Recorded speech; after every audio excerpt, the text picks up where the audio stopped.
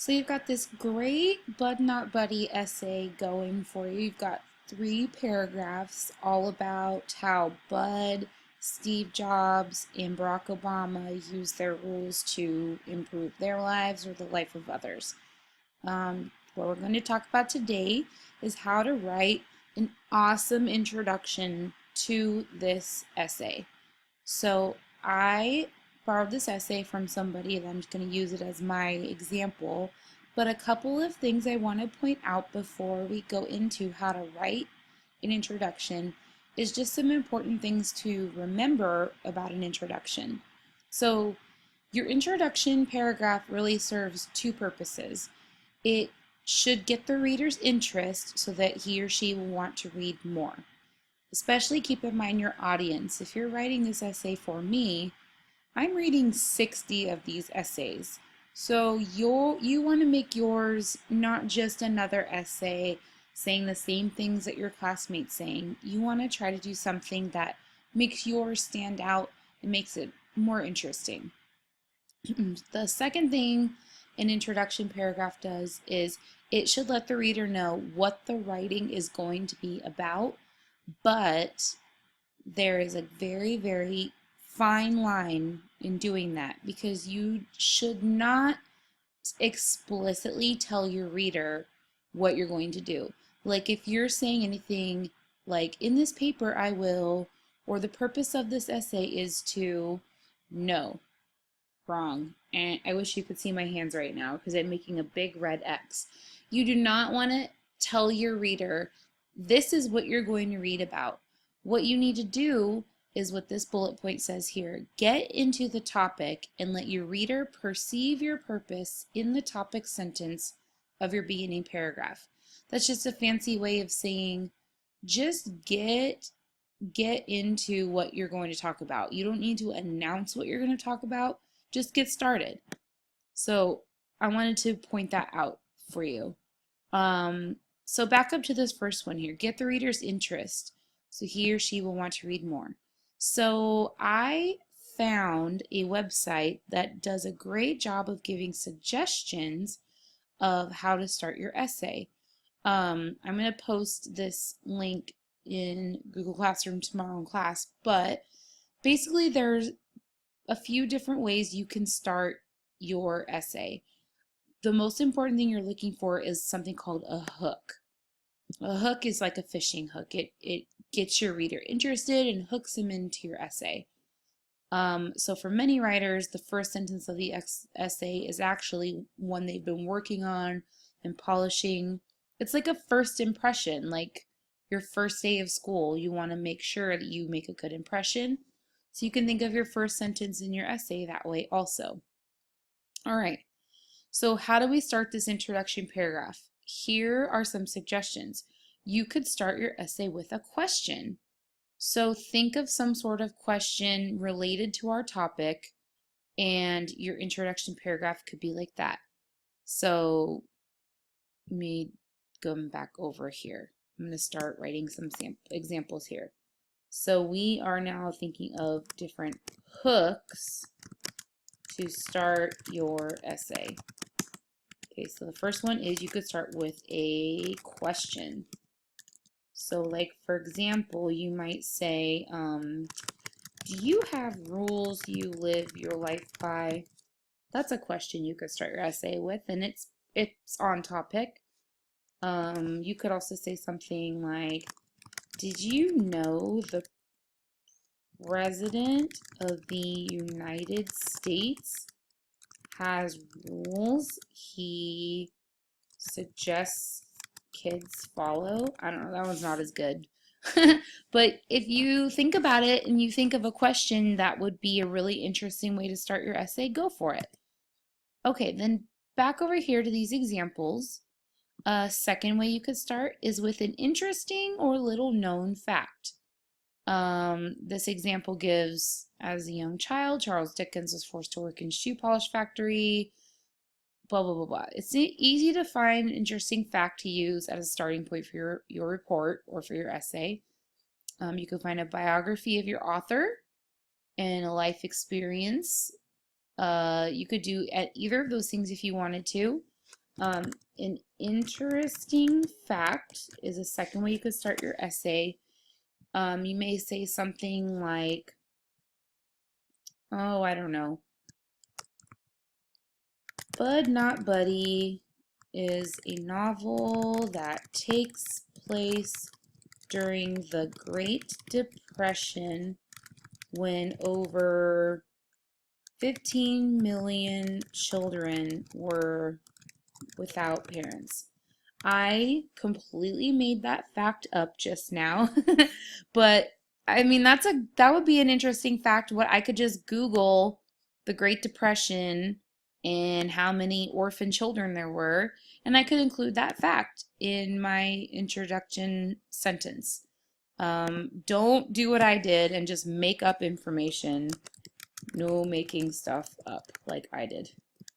You can Google it. You can use Wikipedia to find an interesting fact related to something in our essay topic. I chose Bud Not Buddy because it's kind of the central focus, but you know, if you find some other interesting fact, you might want to share it. All right. Third suggestion, start with the title and the setting. So To Kill a Mockingbird, the award-winning book by Harper Lee, takes place in a small town in Alabama during a challenging period in American history. So authors make a deliberate choice when selecting the setting of a book. The location will have a particular significance in a storyline, so you can use the setting as a footstep into the analysis of the entire book. So if you wanted to do that for this, you could, what did that say?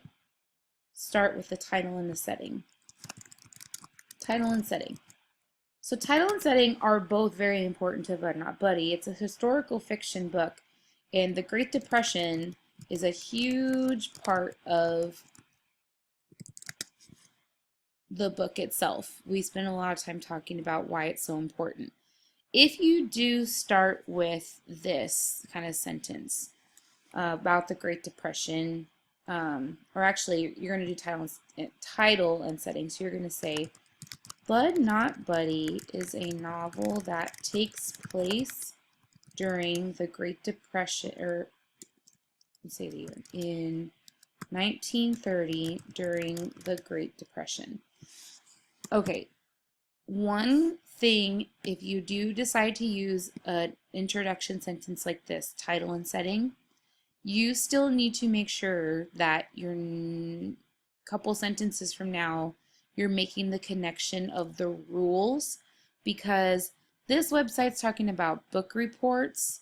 We are writing an essay that has a specific purpose. So if you're going to introduce it with this about Bud Not Buddy, you're one sentence or two sentences from now, you should mention something about how Bud is a character who made rules for himself, and also we read these two speeches of these other two guys who made rules for themselves. So this one I'm going to put a little asterisk next to and say like use with caution. Same with interesting fact. Use with caution. Right now, if I were you, a question, that's a pretty good way to start your essay. I'm going to highlight it green. That's a good start. All right, let's check out the other two real quick and see if they're any good too. Start with a meaningful quote. This would be an awesome introduction also. Meaningful quote. You could select a quote from Bud or Steve Jobs or Barack Obama to introduce your essay. So this example does that. Are there no prisons? This offhand question was the response of Ebenezer Scrooge when confronted with the tragic state of la da da da da. You could start your essay with any one of the quotes that Bud or Steve Jobs or Barack Obama say in their speeches. You could just start your essay with it. You could say something like, no one is born being good at all things. And then you could talk about that quote a little bit. This quote is from our president, Barack Obama, in his speech to kids on the first day of school. That'd be an awesome first sentence. If I read that, I would be like, yes, I want to read this paper. So meaningful quote, I'm putting that in green. That's a really good way to start this essay. A last choice is start with the author. This is another one I'm going to say proceed with caution. You could talk about Christopher Paul Curtis a little bit if you wanted to. He's the author of Bud Not Buddy. But remember, like I said before with these other ones, we aren't just writing an essay about Bud Not Buddy. We're talking about the other two guys. So if you are going to mention something about Christopher Paul Curtis, you know, like he's the author, if you find information about, you know, like we read in the end of the book, he wrote this book kind of inspired by his grandfather's. If you wanted to, okay, as long as it makes sense with the rules part. As for me, I would start my paragraph with either a question or a meaningful quote. That is going to hook my reader in the most and make the most sense for this essay. Okay?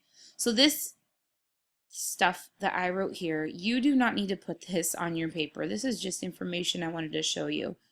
When you get to your actual essay and you're ready to start your introduction paragraph, you're going to come right above this Bud Not Buddy paragraph that you wrote about Bud's rules, and you're going to start your essay.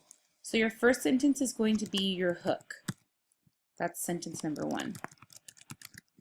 Whatever hook you decided to go with is going to be your first sentence. Then the rest of your paragraph is connecting the hook to what the rest of your essay is about. So if I chose a question, for example, do you have rules to live by? Do you have rules you live your life by? I'm going to get to the point as soon as possible. Get to the point as soon as possible without telling the reader what they're going to read. And then you're going to introduce that was my computer dinging. You're going to introduce the essay. All right, so that's all great. Let me write an example introduction for you so you can kind of see what it sounds like. I'm going to do the question as my hook. All right, so here we go. Do you have rules you live your life by? In the book Bud Not Buddy, Bud Caldwell created a list of rules to improve his life by. So now I need to talk about Steve Jobs, but I need to transition a little bit. Steve Jobs, what is he, the inventor of Apple, I guess? The inventor of Apple. I don't know if that's right, but I'm going to go with it for now. Also had rules he created for himself that he shared with an audience. Let me go back and reread that.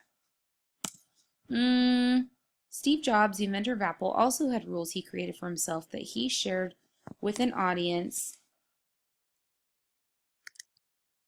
during the Stanford graduation. That's not an amazing sentence, but I'm going to leave it for now. Okay, now what's next? Barack Obama, right? Okay. In addition to those two, our President, Barack Obama, shared some rules of his to kids on their first day of school in his speech